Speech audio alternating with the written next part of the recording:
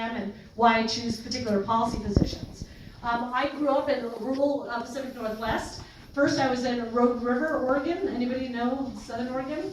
So a very small town. Rogue River had 900 people. We lived 11 miles outside of Rogue River. And we had actually moved there from California, so it was quite a culture shock.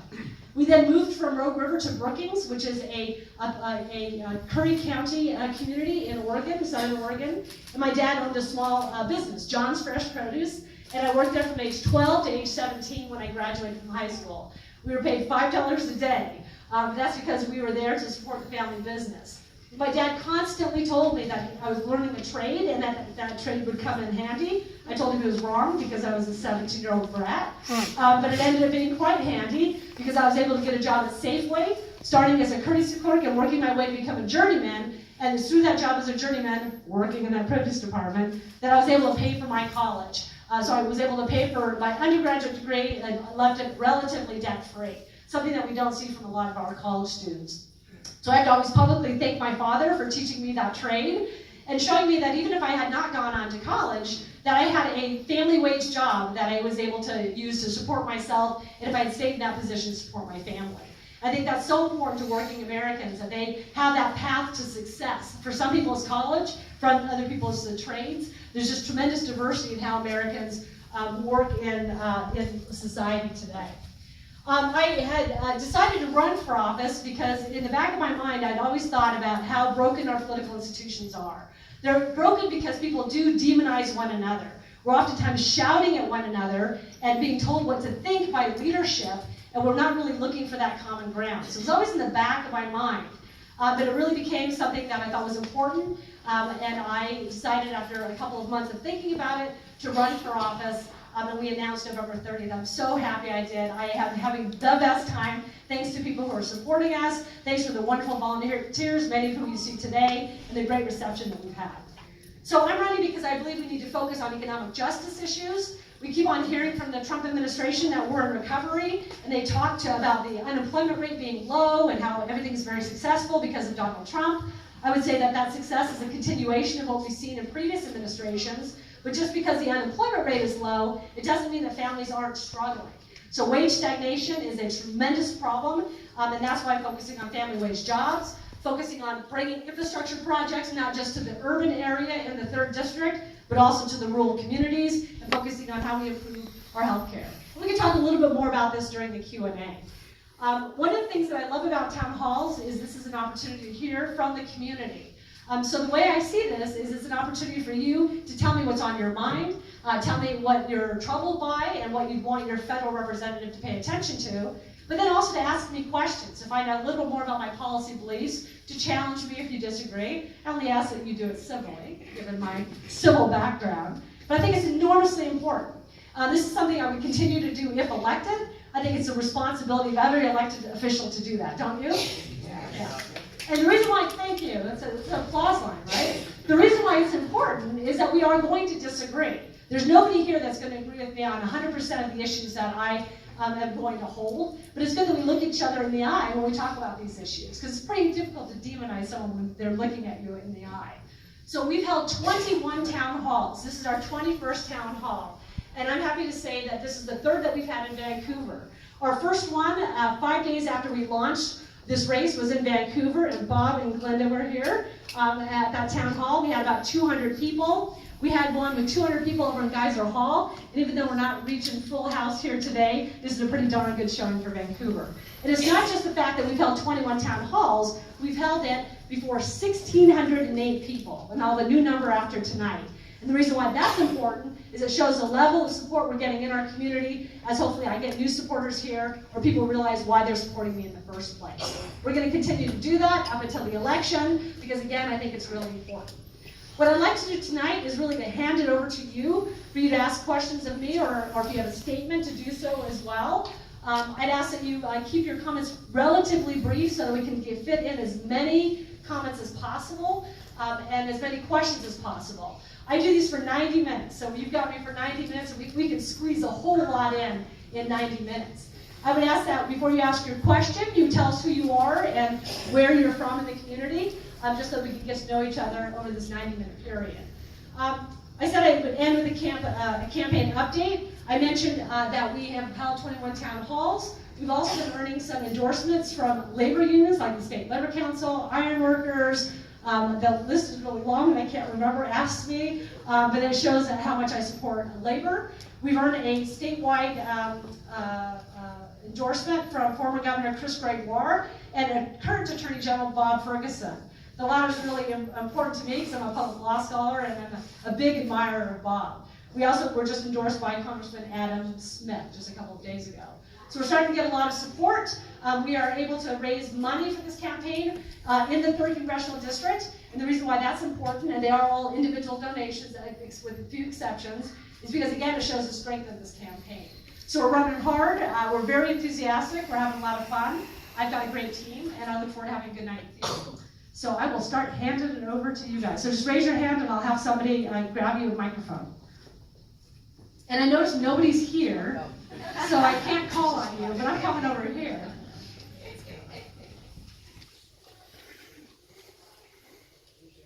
Hi, Carolyn, you know me. Hi, Carolyn. Pardon my voice, allergies are getting me. I just came back from a weekend at Cougar, caught some great trout, had a lot of fun. As you probably know, Mount St. Helens area is a designated monument, has a lot of difficulty with funding and keeping itself funded, thus a lot of times it's closed and the public doesn't have access to their own public land.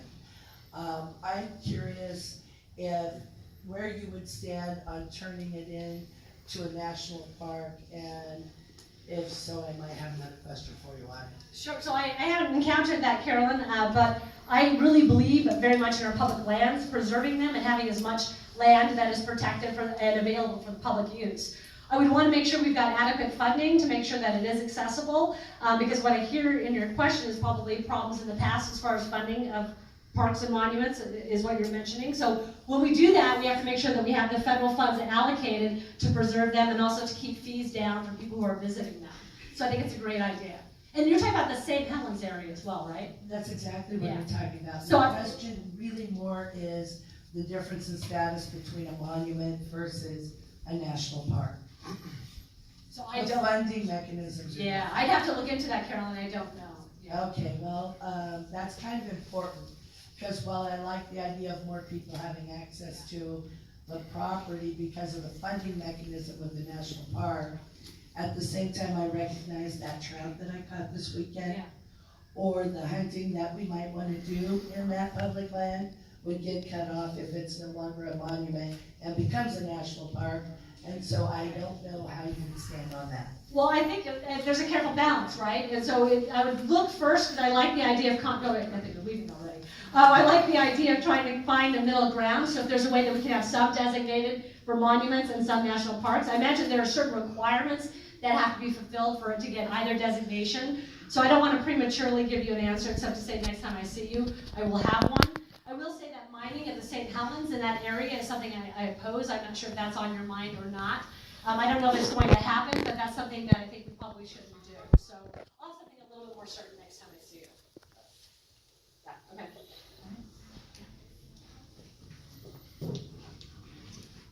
Gail Fredrickson, 7 miles north of Battleground. If you were in the House right now, what would you be doing as far as the border conditions where families are being separated and children are living in cages because it's supposed to deter people from coming across the border? That's a human tragedy. So I found out about that a week ago, I think, when most Americans did, which is the Trump administration allowing families to be separated at the border. It's even worse than that, because my understanding is some children were misplaced or lost. So it's not just that they're removing them from their families, but they're also maybe not accounted for because of the way in which they're having them fostered out. So I definitely believe that families should always stay together in those situations because they're traumatic enough. Imagine if you didn't know where your child was, or if you're that child, you didn't know where your parents are. So I would not want to pursue that policy. My understanding is the first time it's happened in terms of separating the families. And if I'm wrong on that, I'd like to know. But you're talking about what started happening a week ago when we started hearing about that. Is that right? Yeah, I think keeping the families together, absolutely. But what would you Oh, well, that's an executive action. So as a member of Congress, I would pass a legislation which would make sure that that wouldn't happen. Thank you, that's a good question. So one of the things that's happened historically is you are seeing more and more power which is gone and given to the executive branch or taken by the executive branch on policy issues. There's been a huge transfer of authority from that legislative to the executive branch, and all presidents, not just this one, use executive orders and executive agreements and executive memorandum in order to make policy. And the reason why that's problematic is it only lasts as long as the president is in office or until the other president changes it. So it's a real unstable way of governing. So I would want it's difficult to limit that constitutionally by the president, but Congress can pass a law addressing it. So that's what I would do. And I'd also force the president to sign that legislation, because I don't think that executive orders and agreements get as much attention as legislation that's deliberated in Congress, where we can really see some eyes on it. It's heartbreaking, isn't it? It's heartbreaking. I have a 13-year-old daughter, and I can't imagine being separated from her in those types of circumstances. I don't think any American can.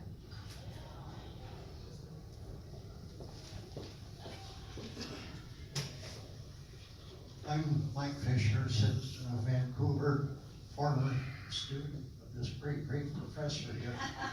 A lot of problems and opportunities in our country right now. My main concern, one of the main concerns, is gun violence in this country. Any ideas to help solve that? Sure, got a lot. So it's always great to see former students from WSU Vancouver. I think you were a student maybe 13 or 14 years ago. Yeah, just a couple of days ago. Yeah, and it's always fantastic when I get out into these settings and meet students. It's a serious question. It's a serious question for me as a mother. I have a 13-year-old daughter, and to explain to her what's happening with gun violence is a very difficult conversation. It's a tough question because I work at a university, and universities, of course, have been targets of some of these real tragic shootings. I think the way to acknowledge this policy problem is to first understand this is a public health issue. It's a public health crisis. I'm thankful that the tax bill, the omnibus spending bill that was passed allows us to study, allows the CDC to study gun violence. I think that's an important first step. Now we have to dedicate money so that we can fund it, because once you do that, we can find out what types of legislative measures can help decrease gun violence overall. I'll also mention, I think it's problematic that the NRA has a stranglehold on the conversation about guns. They've had that historically, so that their power is outsized in terms of the role they play in the public policy debate. And the reason why I mention that is because there is wide bipartisan support for a number of gun safety measures. Comprehensive background checks is one example. Look at the state of Washington passing the extreme risk protection order, and also not allowing people who are adjudicated mentally ill to have access to firearms. Those efforts can happen at the national level as well. But people forget that most Americans agree on those. Closing the gun show, there are 3 gun show loopholes that people recognize are a problem. Tightening those up, closing them up is something as well. I'm often asked about assault weapons ban, and for that, I look at a mechanism called the National Firearms Act. It's a federal law which allows people to have a legal path to ownership. And the reason why I think that's important is we have millions of those guns around, and if you ban new sales, you don't account for the other ones. So it's a difficult issue. There are a lot of components, but those are areas in which I would pursue. I know, I think she does too. She's tough. You gotta hold that real close. If you're using a mic, hold it real close to your mouth so the speakers aren't thicker.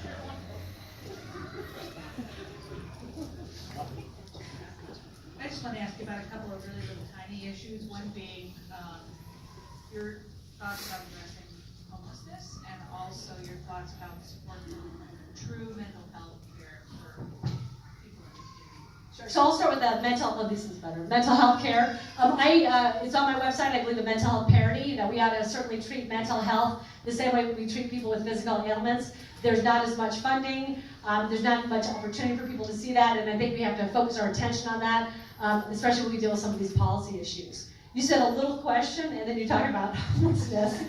So homelessness is a wicked problem. There are many reasons why we have homelessness. One thing that we can do is provide affordable housing to individuals. I think locally, Vancouver's done a nice job with the passage of a bond measure to help us in that regard. Nationally, Senator Cantwell was able to get an increase in federal funding to address the affordable housing crisis throughout the nation. I think that's an important step. Making sure that we fund and have good leadership in HUD is also important in that regard, as well as funding through the Department of Agriculture for rural housing. So affordable housing is one issue. The federal government's role is often money, grants that people can pursue at the state and local level, and I think we should really focus on that and pursue those efforts. You mentioned mental health. That's another aspect of homelessness, right? Which is that many people who are on the streets are suffering from mental illness. They don't have access to adequate care. They're not getting the care that we need. So when you start prioritizing mental health services, you're going to get to another issue with homelessness. Another is the opioid crisis. There are people who are suffering from drug abuse. This is an addiction that people have, and it makes it difficult for them to hold down jobs, so it also contributes to it. So I think we have to look at all of these individual ways in which we can chip away at the homelessness issue. It's not just a problem in Vancouver, it's a problem in our rural communities, and we have to also redefine homelessness. Because oftentimes people look at somebody who's on the street and they think that is somebody who's homeless, and they forget about the tens of thousands of students who are couch surfing, staying in other people's homes. So once you expand the definition to what it truly is, you recognize that it's an even more serious problem than we realize. So those are places where I would start. Thank you. My name is Billy Lee, Vancouver, and one question I have is, one question I have too is, it seems like it keeps being pushed back with the national debt. Now, as a candidate, and if you were elected, which we hope will happen, can a member of Congress start putting this on the front page to see about getting the national debt under control? Because that is the big boogeyman. We don't get it. So the question was about the national debt. So I'm going to go somewhere first and then come back to that. Because I want to recognize what the tax reform bill did to our national debt. So we have a measure passed solely by Republicans, signed by a Republican president, which changes taxation, provides most of the benefits to not just corporations, but the wealthiest Americans. And for some Americans, they'll see tax savings, but it is disproportionate in terms of where the bulk of those monies go.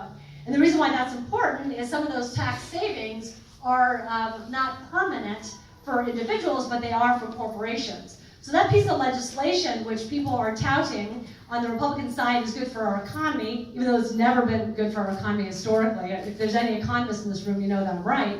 How much it contributed to the deficit. So one of the things that we have to do is look at that revenue stream and revisit portions of that tax bill. Because what you have is a massive transfer of wealth from Americans to the wealthiest and to corporations. And that furthers the inequality that we have. So in order to address the national debt, I would start with the revenue stream by looking at that tax bill a second time. One of the concerns that I have when you open up the conversation about debt is that people will start looking at our programs, including our earned income programs like Social Security and Medicare, and they'll look at those to cut. And I will not allow that to happen as a member of Congress. We pay into those, many of us rely on it, let's protect it. And so often I was asking myself, why is this tax bill being passed? I couldn't understand it as a matter of policy. And I realized for some, it sets up that conversation of where do we cut things. And these are things that we pay into and programs that protect our most vulnerable. So I hope the issue of cuts doesn't focus on those programs. There is one area that I would like to look at, which is the Department of Defense.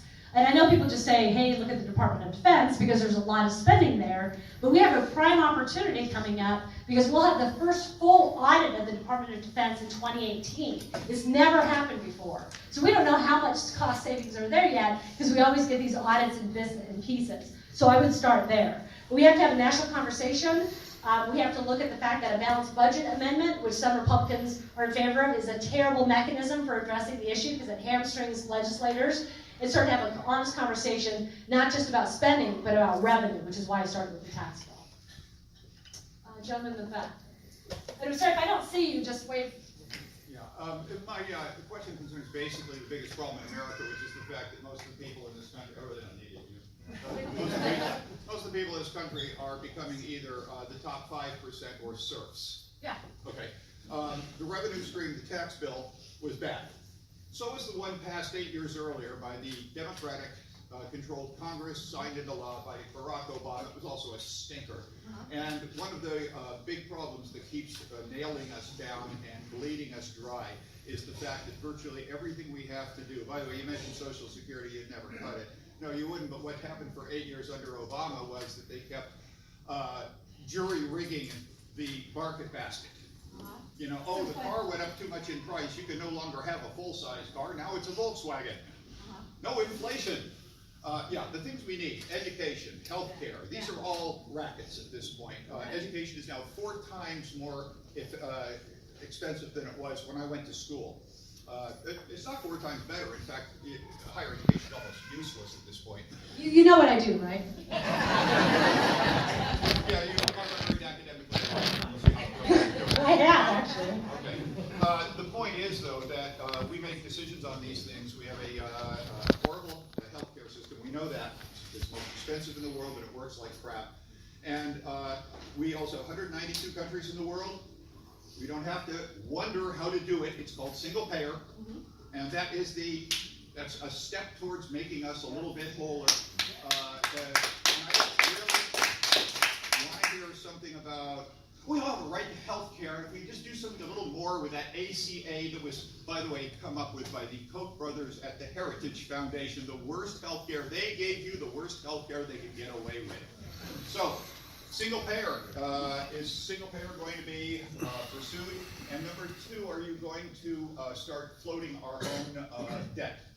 The United States can do its own debt. We paid $270 billion to 6,000 to 7,000 rich men so they could put money, gas into their personal jets. That was our debt payment last year. $269 billion could have gone back to us if we had our own bank. So those would be my questions. Okay, so there's a lot there. So on the debt issue, I don't know about the fellows in their planes and the servicing it, so I'm going to punt on that one, come back to it, because I'm not sure I quite understand your question. I want to get to your question about health care, because that's what you mentioned as far as single payer, and I'll lose you from the start, but I'm going to challenge you on what you had to say as well.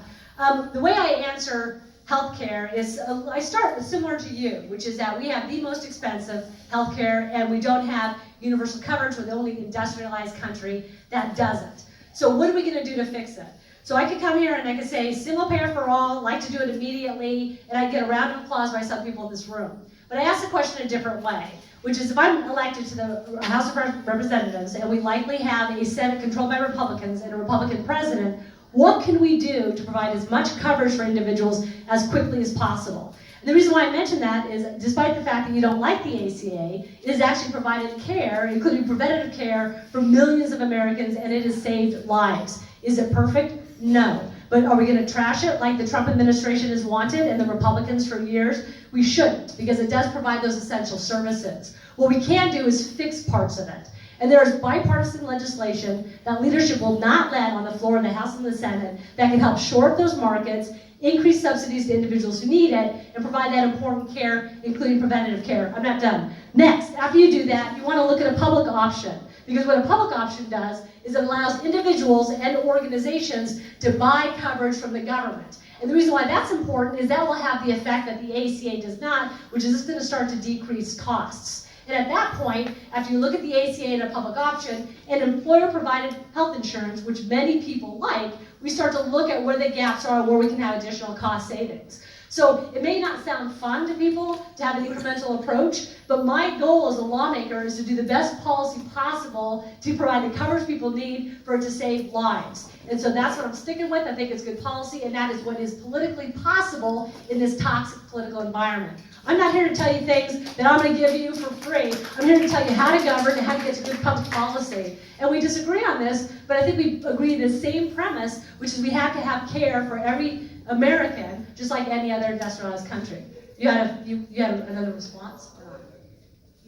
I'm sorry? You wanted to respond, so I cut you Well, off. yeah, and basically when you do things like saying, well, subsidize it, you're basically doing the same thing, which is taking the sponsors of the both of the duopoly and saying we're not going to cut into your revenue stream. single payer is not just a perfect idea, it's just the cheapest way to get what you're getting, and not have to pay a toll booth to a bunch of rich people who own the HMOs. Yeah.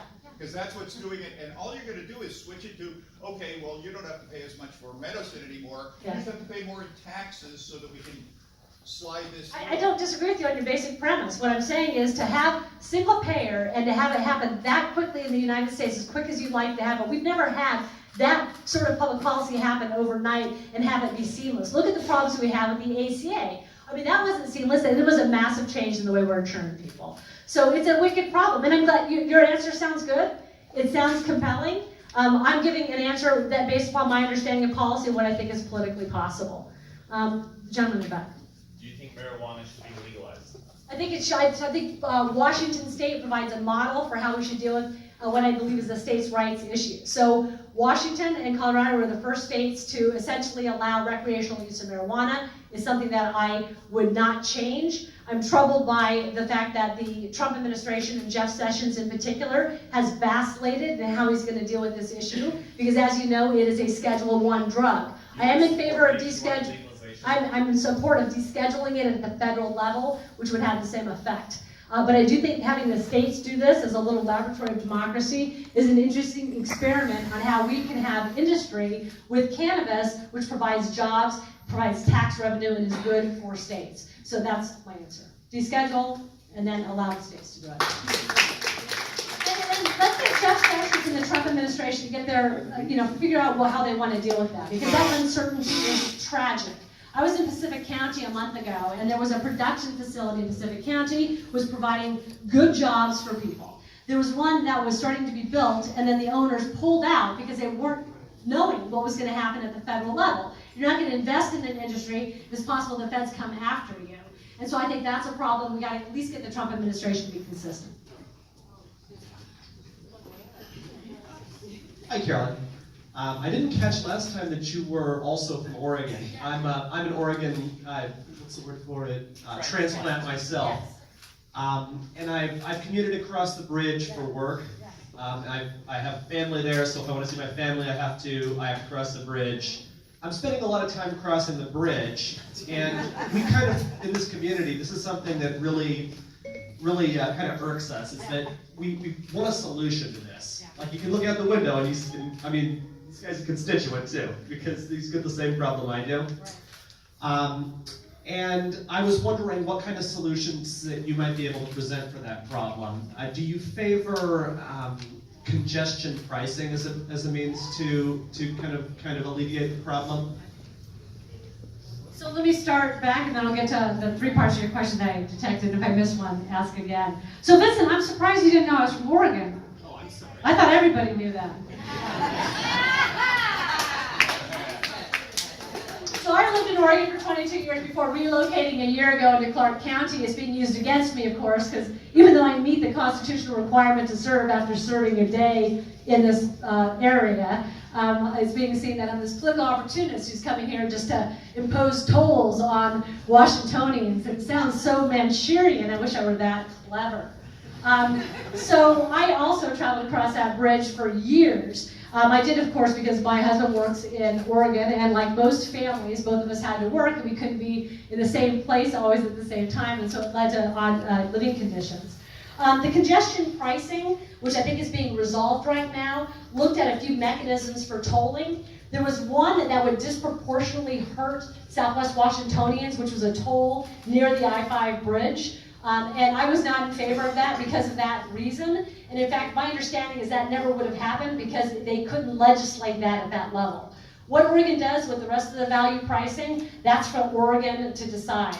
I care about it when it disproportionately affects Southwest Washingtonians. And so I'll find out soon, unless it's happened already, what the decision is. But the one that would have hurt us disproportionately is, my understanding, is not moving forward. I wouldn't have wanted it to move forward either.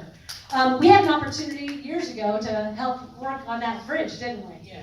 The Columbia River Crossing was in the works for 10 years. Very long time. We sunk a lot of money into that project, and a handful of legislators were able to kill it at the last minute. The reason why that's so tragic is we had broad agreement in the two states that we had to fix the problem. We had money coming from both Oregon and Washington. We had a whole lot of money coming from the feds. But it fell apart, and the congestion problem has gotten worse, and it affects our lives. It affects the movement of commerce, and so it's really tragic. So let's start by this. Let's get the problem fixed, okay? Let's come from a point of yes and say all options are on the table to deal with this infrastructure problem. And then let's make sure we elect people to office who are going to pursue that infrastructure spending and who've got the gravitas to bring delegations of Oregon and Washington together to address that issue. I think I'm that person because I think I've had the most experience on that bridge and I've seen how much danger is done to my life. But we have to start from a point of yes. We have to aggressively pursue federal funding. It's one of the reasons why my first choice on a committee is transportation and infrastructure, because I see it as the most serious public policy in this part of the state. So that's where I would start. Did I get most of your answer? Or? Okay, all right.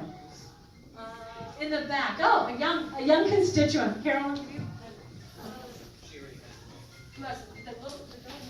Oh, Go. You're next, honey. You're next. Oh, okay. I was wondering about what would you do about the government wanting to get rid of the EPA? Oh, it's a terrible idea.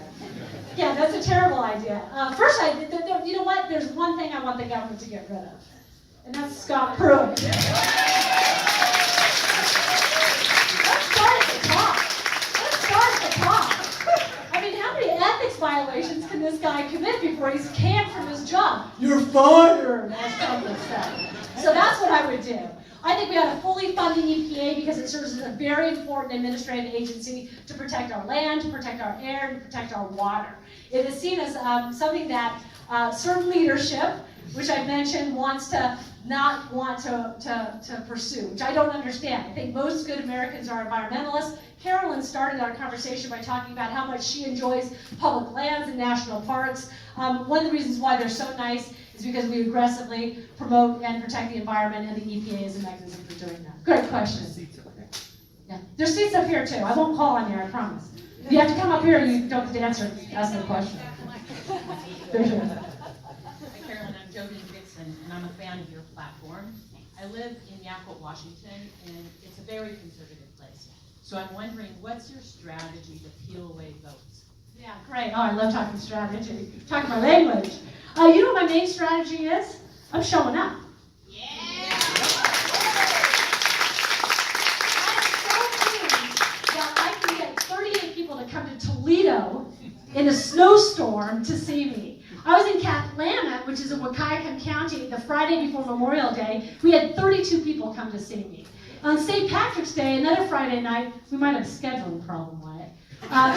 We had 70 people in Richfield. Do you know what they're happy for? They're happy I show up and I listen to what they have to say. That is the main thing that I'm doing. I think it's really resonating. It's why I've had 1,608, plus whatever this is, people come to our town halls. But I also think it's about listening.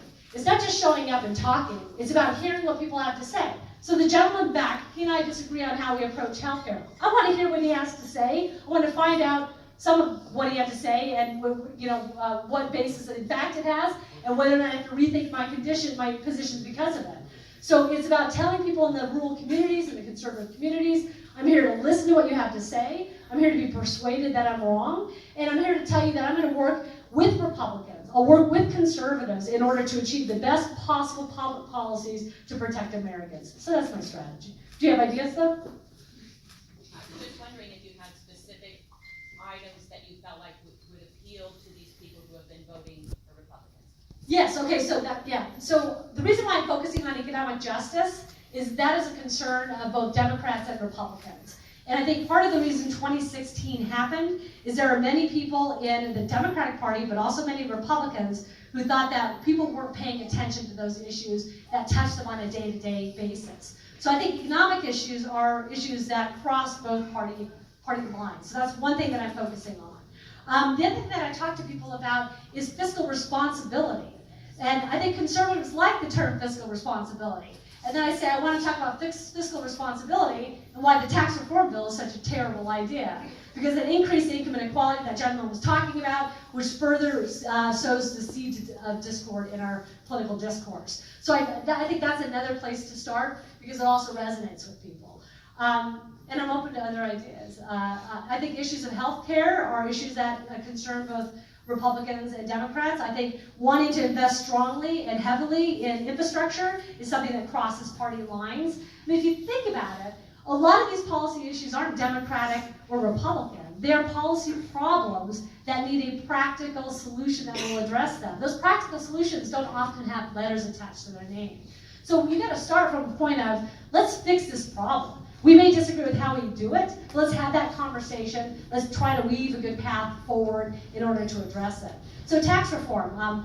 The gentleman in the back mentioned a tax bill under the Obama administration. I'm critical of the one during the Trump administration. Let's look at the 1986 tax bill. It had wide bipartisan support. There were winners and losers all around. And that really had staying power because it was good public policy. So let's look at the past of what good policy is. Let's try to mimic that in how we approach those policy issues, and let's work together to solve them.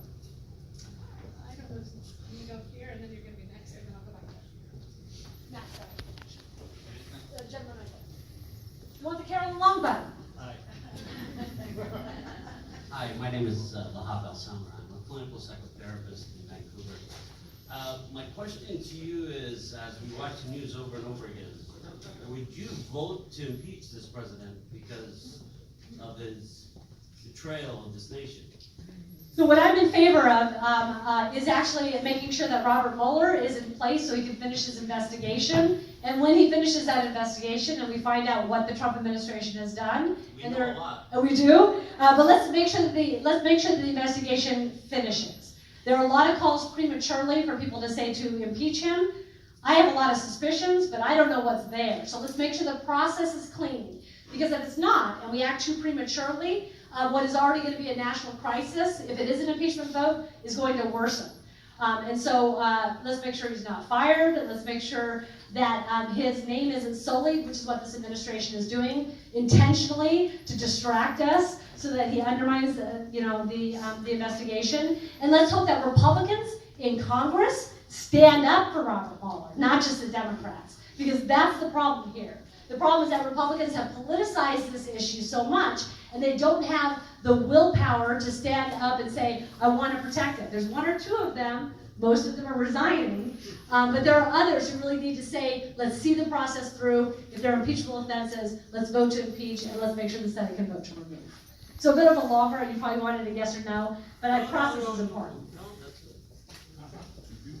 I don't need no microphone.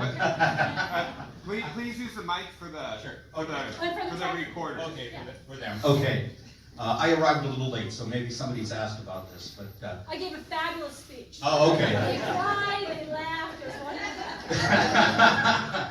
There was a news story, just saw it today. This year, Social Security will begin drawing down on the trust fund. Now, the longer that goes on, the harder the solution is going to be. Now, the main solution proffered has been to raise the salary cap on Social Security taxes, which is fine. I agree with that. Do you have any other ideas about that? And are you prepared to push for the fast? Do that fast. The earlier we do it, the longer you wait, the deeper the hole we dig. No, so it wasn't asked, but one of the things I try to say as much as possible is that these are earned income programs. We pay into them. We want to make sure they're there when we retire. I did mention this earlier, but half of Americans who are retirement age only rely on Social Security. So some mechanisms like increasing the age are things that I absolutely do not support. But we have to make sure there's enough revenue before we start to spend it down. And I think increasing that cap, which is what we've done historically, but not frequently enough, is probably the best mechanism for doing that. Absolutely. Thank you.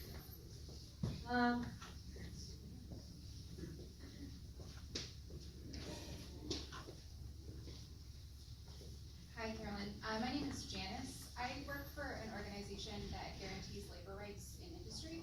I know that labor is one of your big issues. I'm constantly in conversations with my colleagues around the world, and they can't understand that our laws are as abysmal as they are. Yeah. I know that you're in support of unions. Our freedom of association laws barely meet the threshold set out by the ILO. Yeah. Not to mention the fact that we don't have guaranteed vacation or maternity leave. Employers in this country are not even required to have fire alarms. So what ideas do you have for bringing our labor standards up to a global standard? Yeah, that's a great question. And you heard my introduction. I was a proud member of USCW Local 555. It gave me a tremendous security as I was going through college. I could take days off because I had them. I had vacation. I had health care. And it's what shapes sort of my opinions on labor. We're also lucky in Washington State to live in, I think, the third friendliest labor state.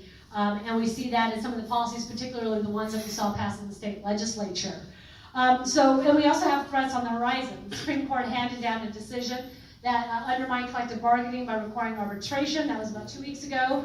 The Janus decision is going to come down probably on the 30th of June, and it's not going to be good for labor. So my idea is to look at what's happened at the state level and then have it brought to the federal level. I don't think that your labor protection should be dependent upon the state that you live in. We're lucky here, but there are many people who are not lucky in less labor-friendly states. So we need labor champions to look at federal legislation to provide protections. And you were talking about workforce safety, I think is what you mentioned. Safety and rights overall.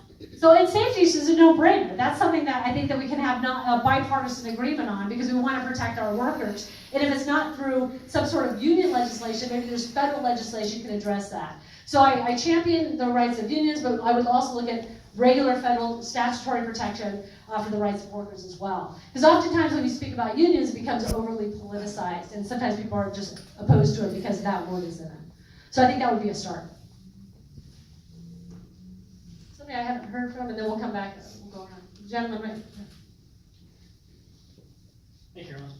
Hey, everyone. My name is JP Freeman, and I live in southeast Vancouver.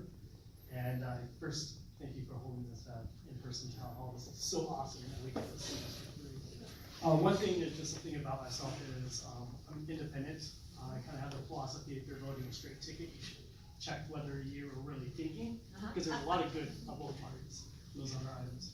But what I see when I describe this current climate is a toxicity, a sickness of a mind. It's really easy to pick on Republicans right now. But I see it coming from the Democratic Party. Too far left, everyone's a winner, jobs for everyone, Cadillac healthcare, all this. Let's be real.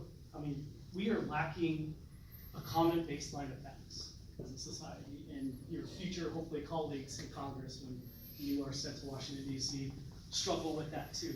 What is your strategy or approach? How are you going to be able to handle this, to break down walls, to really be able to do what you're saying? Because my support is right behind you, but how are we going to do this? It's a heavy lift, right, JP? It's JP? JP.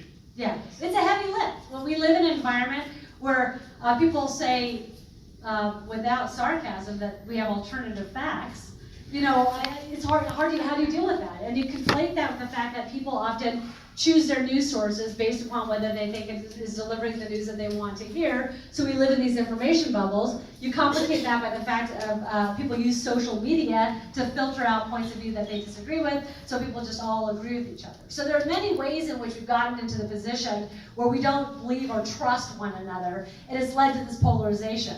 And it's getting worse. I mean, historically, institutions are getting more polarized. Washington State Legislature has the 5th most polarized state legislature. So it's not just at the federal level, it's happening at the state level as well. So we have to recognize the problem, because we are hiring, because you are hiring me, right? We are hiring people to represent us that are more extreme than the people that they're replacing. So this is going to continue on unless you purposefully will select individuals who at least are open to the idea of bipartisanship.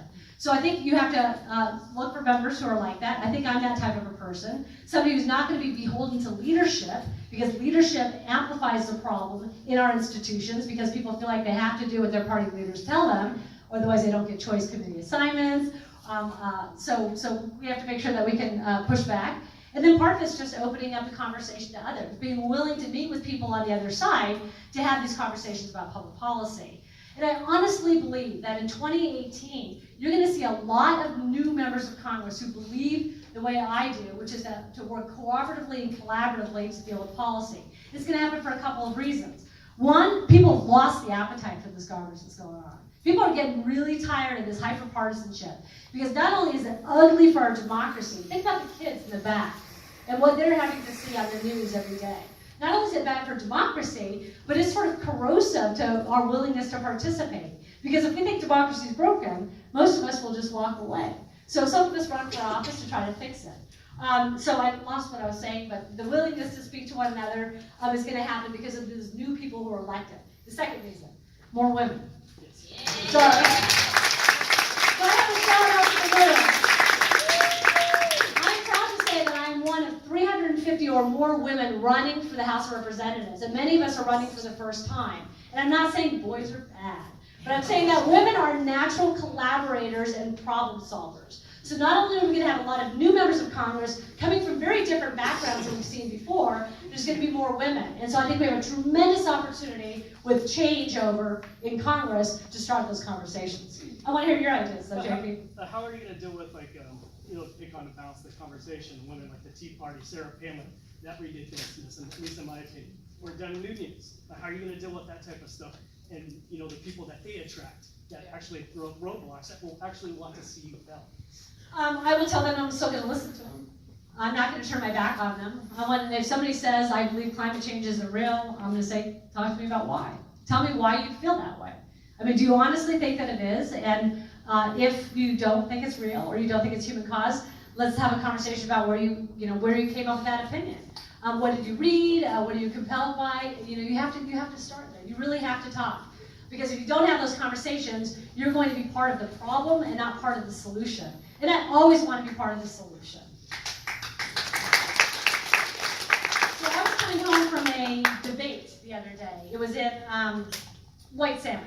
And I was talking to a member of my team about why people run for Congress.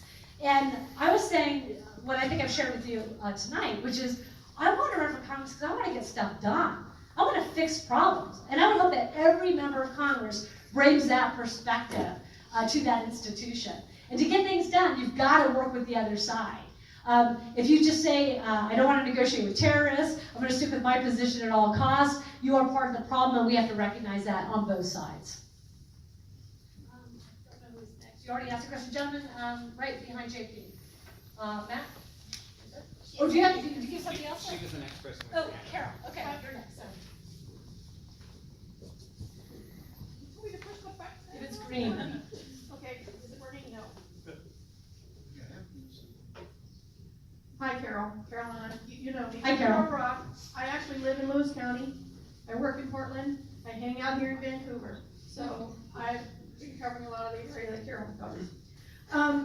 I just wanted to go along with what she was saying. Part of the problem I think we have with a lot of our enforcement is that over the last probably 20 years, the government has been slowly not funding like OSHA and L&I and all of those services that we have these rules and we have these laws.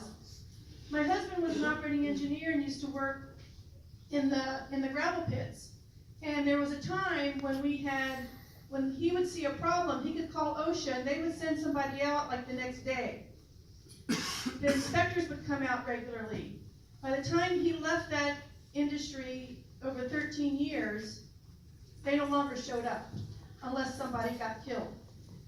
So how could you help with that? Because I know that since the current administration has gone in, there's been a lot more people that have left voluntarily because it's not happening. Right, I mean, they're feeling the pressure from the top, Right.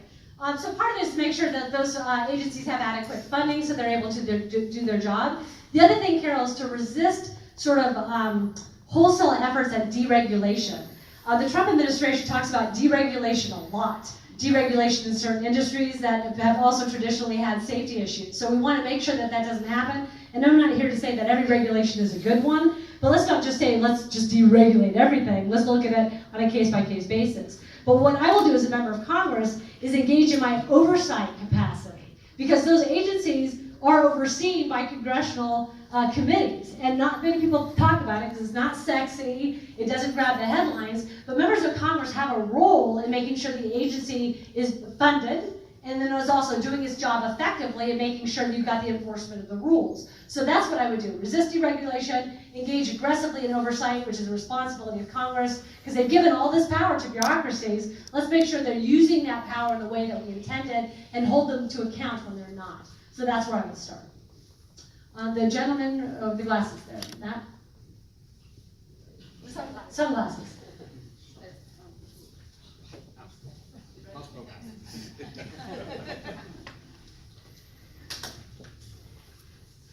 We good?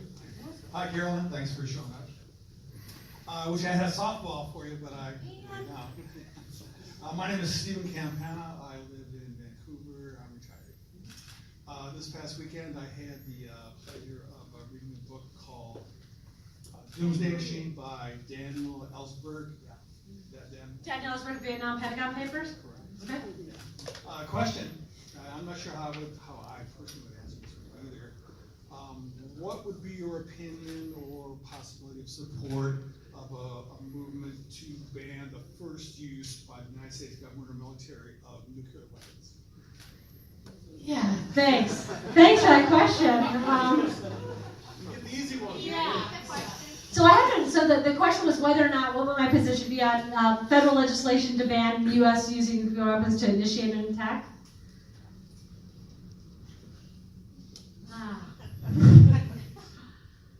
I'm supposed to pivot, but I'm trying to answer your question in my mind. But you know what I'm going to do is I'm going to tell you that I'll have an answer for you next time I see you. It's too big of a question for me to come up with public policy off the top of my head. So it's something I have to think about because intuitively it sounds like it's a really good idea.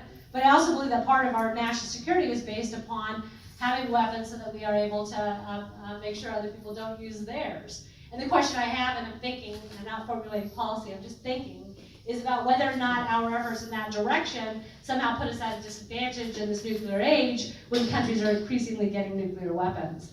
So I will have to get back to you on that. I'm curious about your position on it and how the Ellsberg book compelled you to arrive at the position that you're at. Well, I can do that to you too. I haven't slept very well since I finished. And I'd like to read the book too, because it sounds like it's an interesting book, and of course I know him from the Pentagon Papers and him shining a light on that issue back in the 60s. I don't remember Lily. And then, you already asked a question. I think the gentleman in the back is next, Matt. Hi, most of you can't see me, but my name is Lily, and I'm 23. I'm a full-time student at WSU Vancouver, and I'm also working part-time. A little backstory. I got married to my husband about a year and a half ago, and we are going through his immigration process. We paid a flat fee of $7,500 to the lawyer. My husband has never committed a crime. He's paid his taxes every year, helping me through school, yet I still have to pay so much for him. That is just a flat fee. A filing fee was $535, and his forgiveness is going to be $770 on top of everything we need to do. I think most people don't know or aren't aware what immigrants have to go through in order to become citizens or residents here. So how will you help the immigrant community to have an easier way to become citizens and residents? It's a great question. So I'm just going to shout out to Lily, because the first thing I think we have to do is have people who are immigrants tell their personal story. So I know you because I was fortunate to have you as a student in my classes, and I learned from your story about the 2 jobs that you're working, and the 2 jobs your husband is working in order to live in this community, in order to pay for college, which is of course extraordinarily expensive.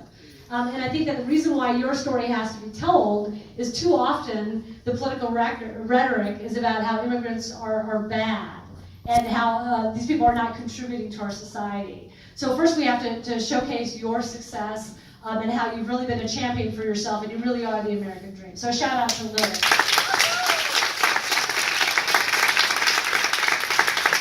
There are 2 things. One is I think it's overly complicated, and you're not the only person who's been has somebody who's been through the process. Mohammed became a citizen for the first time. I met him last year. You said last month. Last month.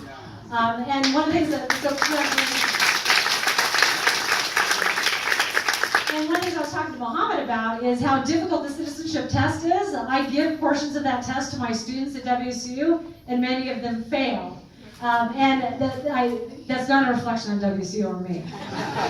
You get them up to speed by the end of the semester. But people don't understand how much you have to learn about America and know about our governing structures is why you're such good citizens once you get that status. It sounds like it's a financial burden to you. You are paying an attorney to help you navigate the process. So that is a sign to me that it is overly burdensome for you to go through it. So I want to see if there's a way that we can streamline it so you're not going bankrupt in order to earn that citizenship status. Because if you, what sounds like is happening is if you don't have the money, that path to citizenship is not available to you.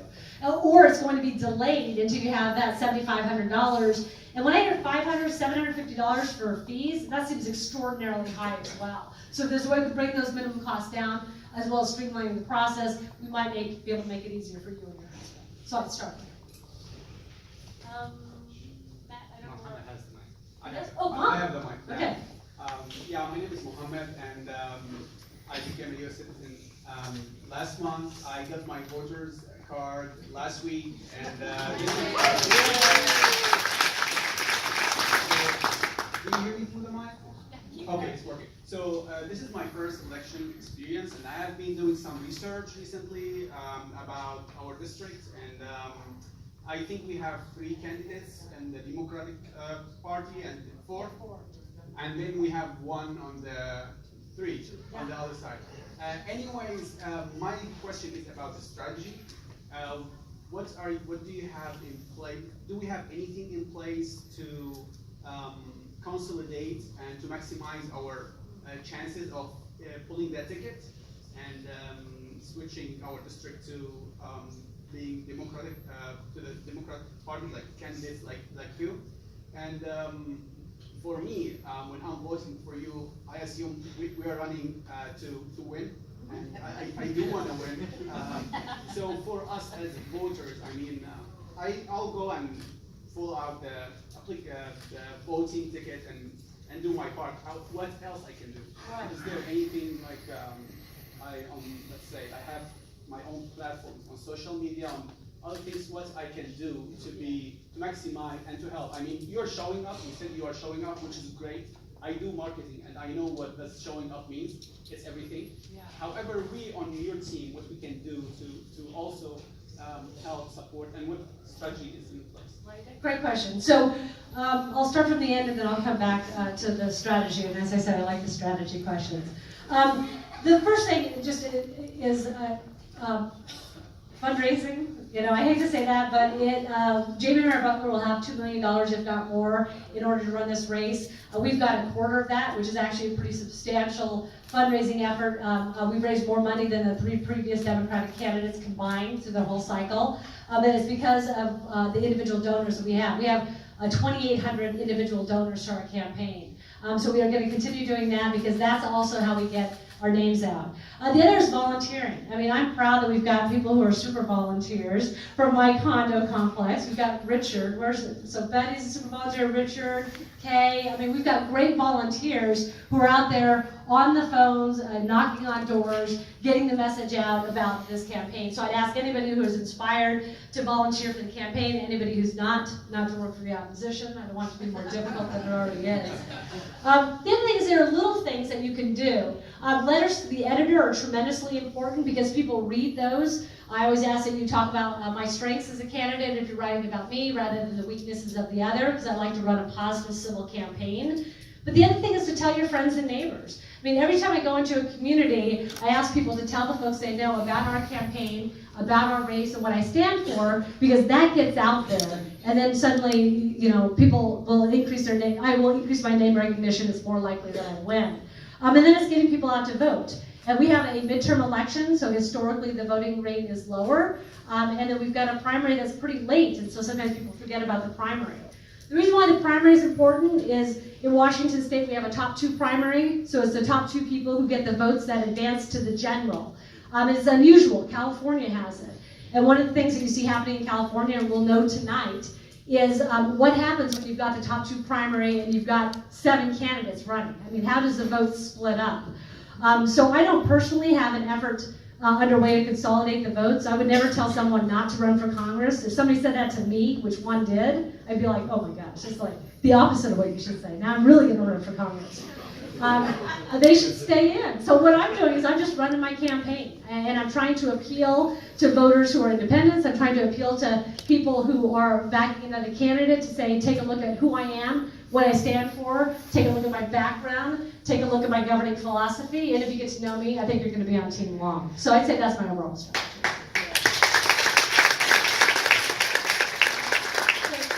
Here, and then you'll be at the back. Hi, I'm Camille, I'm 18. I'm very excited to vote in the first actual election. Congratulations. My question was just, you mentioned the opioid crisis earlier, and as like in my age group, that's like a huge thing. You know, like it's massive and terrible to, anyway, and like as a separate question that relates, but pharmaceutical companies and how their influence on legislation, I was just wondering what your thoughts are on that. So let's start with the opioid crisis. And I know it's something that youth are struggling with, but what we found out is it really knows no age barriers. It is affecting every part of the community. I know 2 people who I work with who've had deaths in their family due to an opioid overdose, which is tragic. And I think if we started talking to friends and neighbors, we'd find out that it's much more widespread than people realize. I think 60,000 people died last year. And the reason why we should talk about it is we don't want it to be hidden, because this is an addiction, it's a disease, and it should be treated as such. So there are many ideas. Obviously, you want to increase people's access to health care so that they're able to get the care they need to get off the drugs.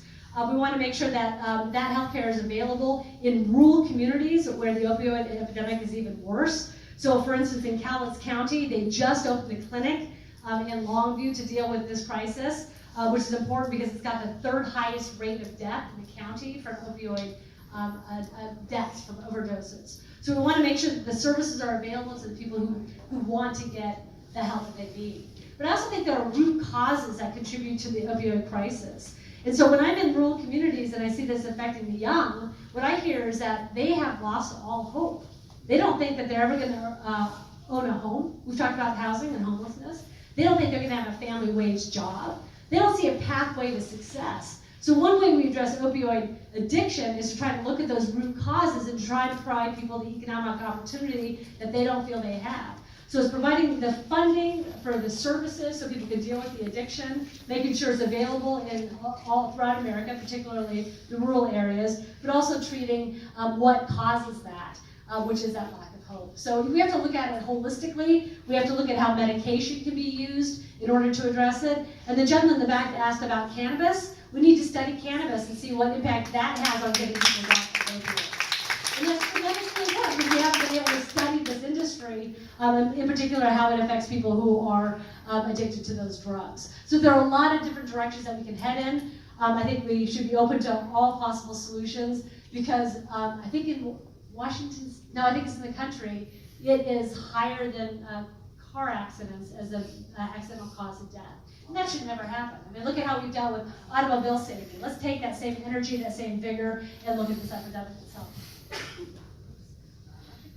I'll come here. So then you next, and then I've probably blown it, so Matthew, you gotta go over there next. I'm Ava Holland, Vancouver, and I'm actually from Oregon. We are representing Willamette Indivisible, and we will be fundraising definitely for Carolyn. And my question is that you have a background of rural, and I can't help but think ironically, you're talking about all these things that you want to do for rural America, but clearly rural America has been hornswoggled, and that's very nice word, what I would really like to say, by the Trump administration and all of his policies, which will gut everything. And so how are you going to convince them otherwise? Can you convince people in the rural community? Yeah, and also what is your take on why they are so vulnerable to that asset?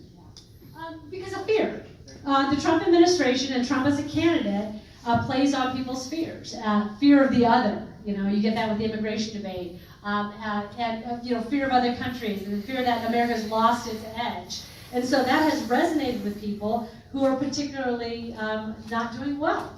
So when you're not doing well and somebody tells you the fault is the Democrats or the fault is because we have this trade program or the fault is we have people coming over the border, then they're going to be receptive to that message. So part of it is not demonizing individuals, which is why I like, where did Lily go? She's gone. Oh, right. Okay. Why, like on the immigration issue, I want Lily to tell her story so that we can recapture the narrative, which I think has been taken over by the Trump administration that plays to people's fears. So I think that's one thing that we can do.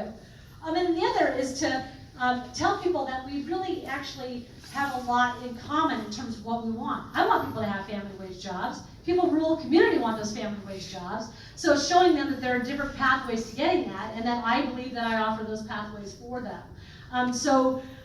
If you demonize someone, including the Trump administration, you're creating a little bit of a problem. So it's finding that area where you can say, this is a path forward, this is what I'm going to do to help you, and then hopefully getting them to come around.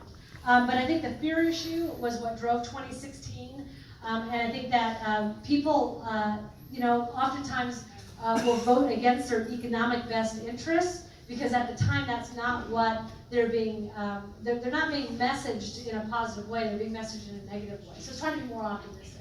But it's tough, it really is. And there's some great literature out there as to why 2016 happened in both my discipline and sociology. And it really is about how people, not just in rural America, but many Americans felt like they've been left behind.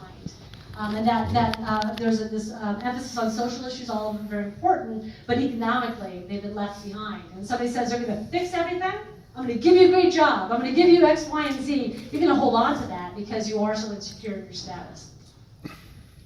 I think it was over here, Matt, gentleman right there. Is it working?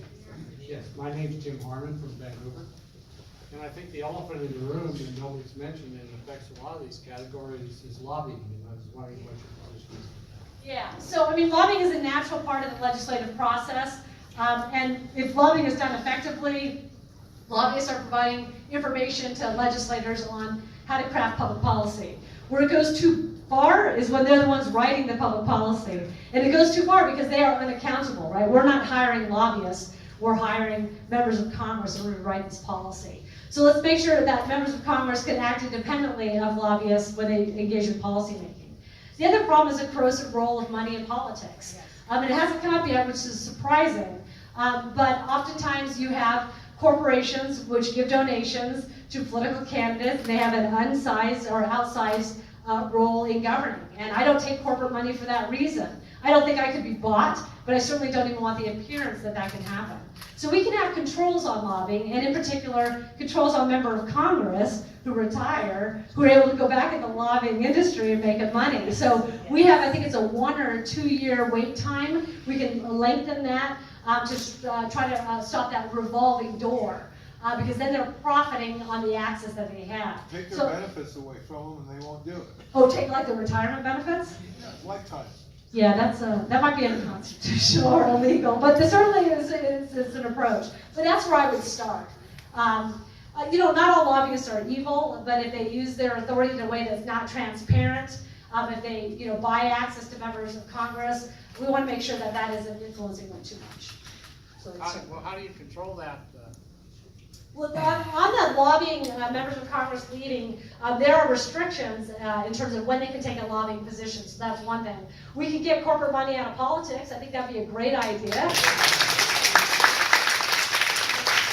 it's not just that corporate money, it's Citizens United, which allows all these independent expenditures, but we can place greater limitations on money in politics, and you can do that legislatively. It's not it's good, but it's tough, because some of it might not be constitutional. So I think you have to be very careful in how you craft that legislation because of the way the court has decided this issue. So there are things that can be done. And we see some successes at the state level that we can bring to the federal level. Yeah, because I think money's the controlling factor. Of course it is, yeah. So how do you control it? But you can't have campaign finance reform until you have campaign finance reform, right?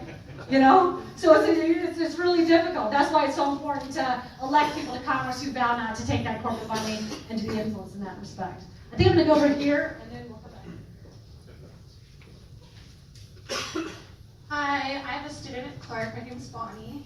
I was wondering what your views are on tuition, rising costs, and rising rent costs, and also your view on gay rights, such as the recent Supreme Court ruling. So I haven't read the Supreme Court ruling. I did read some news reports. It's the Baker's decision. You probably are even higher up to speak to me than me on this issue. I think that particular decision, from what I've read, is very narrow, and the reason why the court ruled in favor of the Baker refusing services to a same-sex couple getting married is because of the way the commission treated the individuals who had articulated their religious views. And historically, when people show that animus towards religion, the court says you can't do that because they protect it so strongly when it's so direct. So the first thing I want to recognize, because I've written a book on this, so not on this issue, but not on that case, but on this general issue, let's recognize it for what it is, which is a very narrow decision. And I think we're going to see more litigation where the court sort of finds out what the right path is. College tuition. I mentioned Lily, I work at a university. The costs, the gentleman mentioned it in the back, the costs are increasing disproportionately with our ability to pay. It's a state issue. I know that for Washington State University, probably at Clark, as our state funding declines, the only way we keep the doors open is to raise tuition.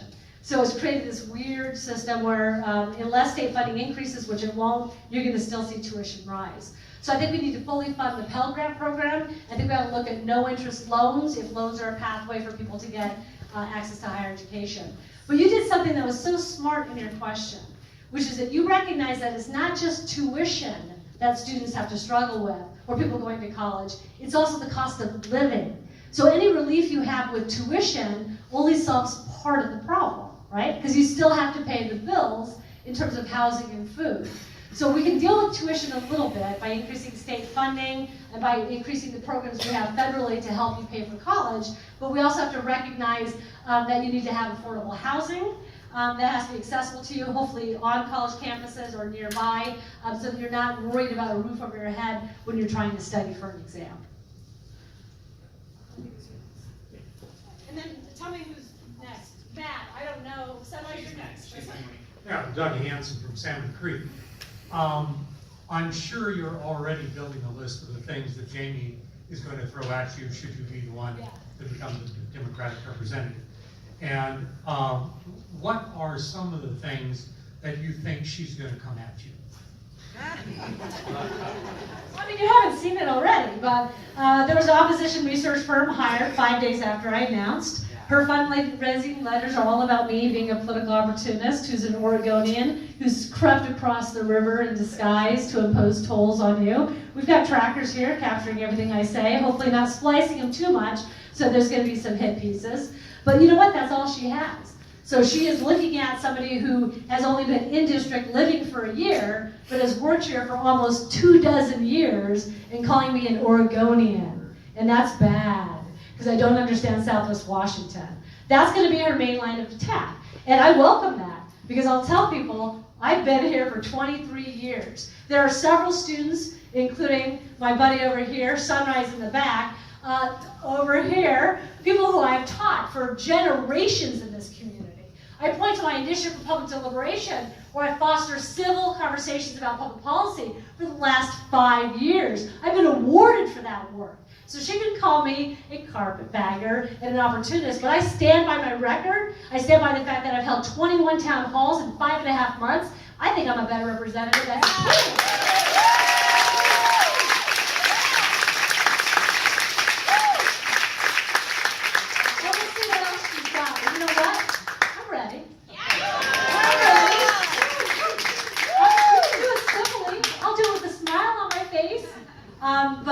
yeah. And you're not a rubber stamp. And I'm not, of course I'm not a rubber stamp. And I believe in bipartisanship, and let's get along. Sunrise, former student. Hi. About 10 years ago, right? 10 years ago? Sure. Oh, okay. Plus or minus, maybe. Okay, I have a few questions. One is very fast and quick. When you look at single-use plastics, do you think that's a states' right issue or federal? You said single-use plastic ban? Can you tell me what that is? Sorry. Is the ban on plastics? So the water bottle that you have on Yeah. there, that's a single-use water bottle. That's a single-use plastic. That's a plastic that's being used one time and then thrown away. Yeah. So there are states and there are cities that are working on trying to have plastic bans of various different sorts. There are countries that are doing it. The United States is not. So I'm wondering, do you feel like that is a state's issue to determine whether or not there's a plastic ban, or do you think that there's some federal teeth to that? I think what I like about when things happen at the state level, I think cannabis, to answer that gentleman's question earlier, there are certain policy issues where you see what a state does and whether or not it's effective policy. So on plastic use, Oregon and many other states have the deposit, and that's one way of at least decreasing how much is thrown away. So I would say that states can sort of be a laboratory for democracy on this particular issue, where they explore it, but usually that's best done at a federal level. My concern sometimes with federal policy with something like that is that you may not have the votes there. It may take too long to build that consensus. And when you have something happen at the state level, oftentimes you can look at the state and say, look at how successful Oregon has been, or Idaho on this particular issue, and then you can persuade people about why you should replicate that at the national level. So, you know, I'm not sure. I mean, plastics cross state lines, so ideally it's about... Plastics cross the entire planet. Yeah. So actually, it's a question: is it a national issue or is it a global issue? Is probably the next part of your question. Well, much of the world is tackling it more than we are in the United States. We're very behind. So, I just wanted to add on the tuition question that someone had asked. So, I do have a college-age student child, and she cannot afford to go to school in the United States. So she's actually abroad trying to get a visa to study there, because 4 years of tuition there would cost, well, it's either free, or if she has to pay, it'll cost what 1 year costs here. So we're having to send her abroad to go to school. And so I'm wondering, I know you follow the Democratic Party line with this, but I'm wondering, how would you want to, I mean, it's all great to talk about, we want to fund tuition, we want to make this affordable. How would you fund that? If you, I know you can't, it's a Republican majority, but if it was you and you were the top of the decision, how would you pay for tuition for people to go, not just low income, but middle income, because I'm not wealthy and I'm not low income, and I don't qualify, so my daughter cannot go to school. Right, so you don't get the Pell Grants, which is the free money because you don't qualify, so you have only one option, well two, since you're sending, your child's going overseas, which is... Well, I mean, we got approved for $5,000 in loans for the first year for tuition. They said, don't worry, it's $40,000 a year, don't worry, you as a parent are approved for $31,000. I run a nonprofit. Many of us here probably don't have $120,000 to take out on a loan to pay for our children's tuition, which basically means that my daughter will not get a college education. No, I agree, and I took out loans for graduate school that I'm still paying for because I didn't have my journeyman job when I was in grad school in New Jersey. So, you know, I think the states play a role with their state funding because, as I mentioned earlier, the decline in state funding is corresponding with the increase in tuition. So I think we have to look at how the states could do a better job in making sure tuition is capped at a certain rate because it has gone up for so long. And the federal money is really, it's about grants and it's about interest-free loans. It's about it being government loans rather than private loans, which incentivize banks to make risky loans. You probably are in favor of tuition-free college. If that's the route that we're going in, we want to make sure that we can pay for it. Bernie Sanders had a suggestion for how people, I think it was a fee on trades or something like that, that he floated as a way to pay for it. That might be something that we can explore as well. But it's a hard issue. There's money out there. Yeah. Are you next? No, you got to ask a question, so I have to wait. Or do you have? Okay, I'm gonna let him. Just a quick, because yeah. I'm sorry, I didn't introduce myself before. My name is Tom Scharf. I live in Vancouver. Talking about tuition for colleges, a lot of analysis I've heard says the reason for rising tuition is Pell Grants and government grants and all of this, because to the colleges that's free money. Oh, now the students have more resources we can raise. Universities have benefice complexes. They build new buildings. They have huge endowments that they just keep adding to. They never draw. They do not help. They do not provide nearly enough help to low-income students. That is a major problem, and the government is part of that. You can exactly tie the rise in tuition costs to the amount of federal support. I know it's odd. As I grew up in Wisconsin, had a great public education, K through 12. Excuse me. I could have gone to the University of Wisconsin for free, or a couple $100 a semester or something like that, which was basically nothing in the way of tuition. Today I have no idea what it costs, but I'm sure it's about at least 100 times that, probably about 1,000 times that. So I got to check on what you're saying about the Pell Grants and the corresponding rise in tuition, because as I mentioned previously, I track it with the decline in state funding. So I have to check that out. I do know that we've got a foundation at WSU, many colleges do, and they do give money away to people in forms of scholarships, and it's not just low-income students, but students like Sunrise's children who are going. So that money is being spent, probably not as rapidly as you'd like, but I'll check out what you have to say, because I had not heard that yet. We have 8 minutes. I know, I just saw you. So I want to hear quickly from people who haven't spoken. So I'll go 1, 2, Betty, the gentleman in the back. Matt here, and then in the back, and we'll come over here.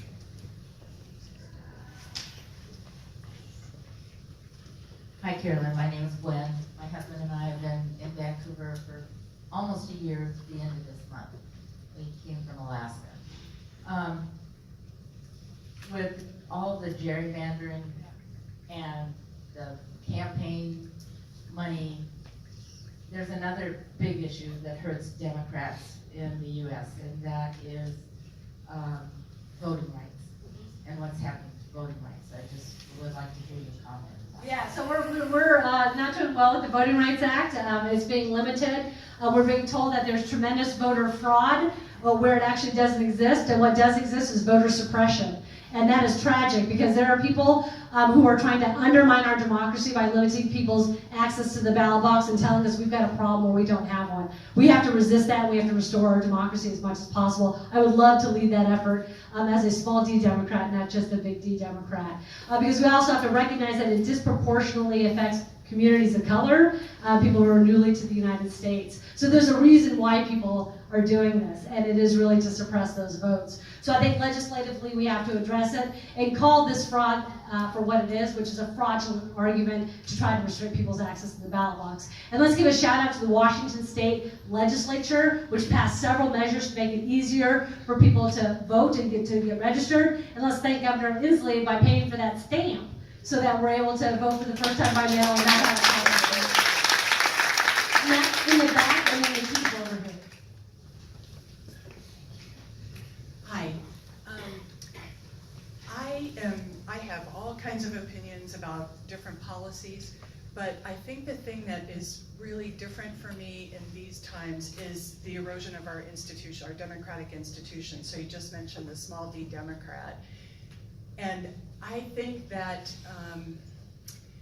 my fear of what is happening to our country is really overwhelming me. And I think the person that I want to vote for to represent me in Congress is someone who can stand up, speak truth to power, and feels a duty to country over a duty to party. And not just duty to party, but I just was listening today to the news, and people were talking about why there weren't very many Republicans who were calling the president out and the administration out for some of the things that are being done to our institutions. And things that may be standards but not laws. And one of the reasons given was, well, a lot of the folks in the majority are listening to their constituents who like the actual policies coming out of this administration, so they're not going to speak up on the erosion of our institutions. And that really worries me, because I've voted in elections where I'm a lifelong Democrat, but I have gone to sleep on election night and not worried if a Republican got elected, even if I disagreed with every one of their policies, because I didn't think that they would destroy our democracy. And so the book that's giving me a nightmare right now is Madeleine Albright's book, Fascism. And the use of Drain the Swamp by Benito Mussolini as a slogan in Italy before World War II. So anyway, could you talk about your personal philosophy as far as democracy? Okay. Don't have it. First, an observation, which is I'm surprised that in your comment that you didn't mention Russia for the first time, because if you're talking about the demise of our democratic institutions, let's shine a big spotlight on the role of a foreign government in undermining our election and the inattention that this administration is paying to what is a tremendous crisis. What did they do? What did he do? What did they do? One thing. Let's find out. You don't need to run. Well, we can talk later. So what I'm going to say is that once we find out which we already know, because 17 intelligence agencies said they'd meddled in the election, that we ought to protect ourselves from foreign powers trying to have an influence in our election. So let's start there. Let's make sure people have access to the ballot box. Let's not shout in anger about particular issues, but have conversations so that we're not demonizing the other side, because that is also eroding our democracy. And let's cast the spotlight on ourselves, because it's not just the members of Congress who are polarized, it's the American electorate that's polarized. So we can fault our elected officials, and we should, but we also have to fault ourselves, and we don't do that enough. I'm not going to end on that note, because that just seems mean. But I think we have to work collaboratively on this.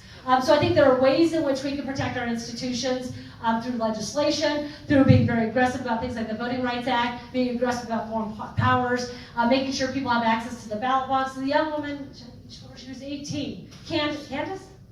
Camille. We have to look at our young people and get them elected. Next is elected.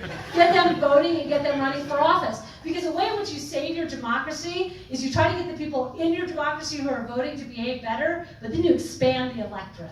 And when you expand the electorate, you change the nature of the debate. That's why I'm so excited about the youth being involved. So I'd start there. Okay. There are two people who I want to have the final word, Betty and then the gentleman in the back.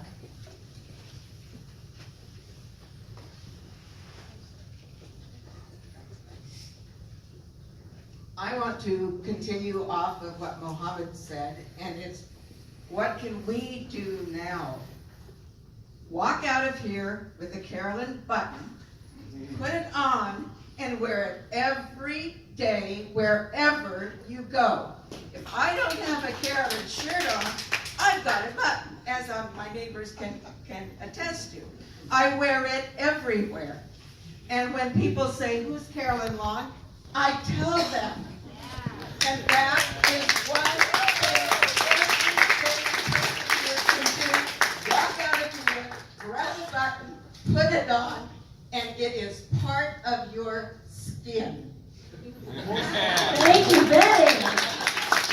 So she wasn't a hunt, although she is my lovely neighbor. I'm a super volunteer. She's a super volunteer. Thanks to Betty. The gentleman right there has a final question.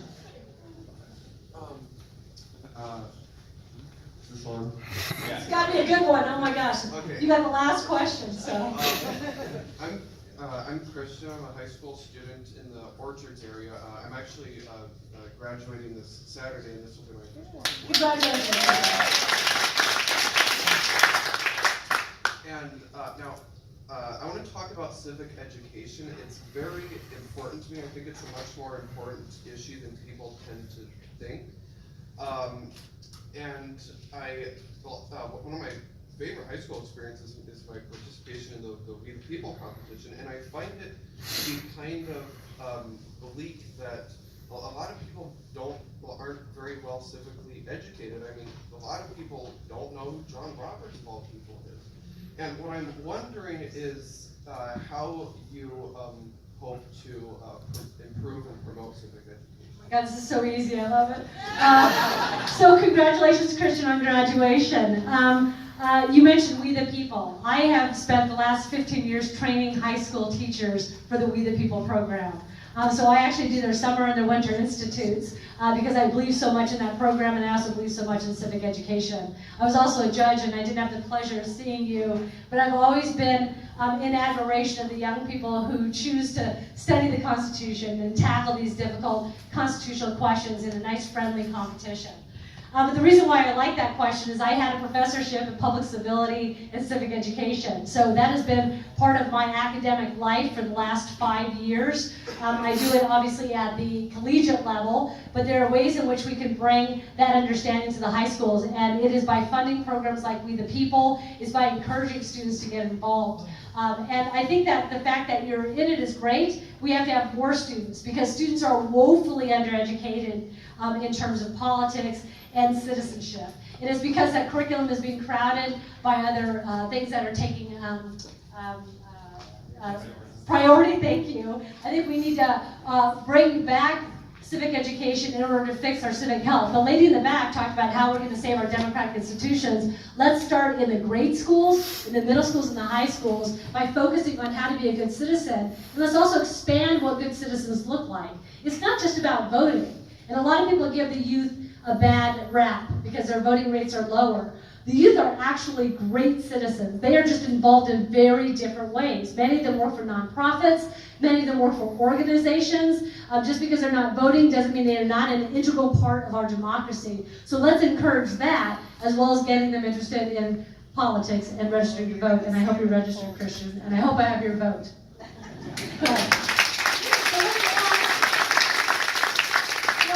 I would love to stay here longer, but it's exhausting. And I am going to be here a lot. So I'm going to add to my tally of 1,608. I think our next town hall is sometime, I don't know, I just show up. Camas. On when? Wednesday. Camas on Wednesday. If you know people in that neighborhood or people couldn't be here tonight, please send them to Camas, and I think it's Longview. But we're bringing this on the road, just like we have for the last 5.5 months. I thank you for your support. I thank you for your energy. I thank Betty for her amazing stamina. She broke her leg, and she's still out there helping out Team Mom. And I ask you all to join our campaign while we fight back to fix this democracy, fight back to win the House of Representatives, fight back to make sure our constitutional checks and balances work, so that we are able to really live in a country that's as great as we all know it can be. Thank you for your time.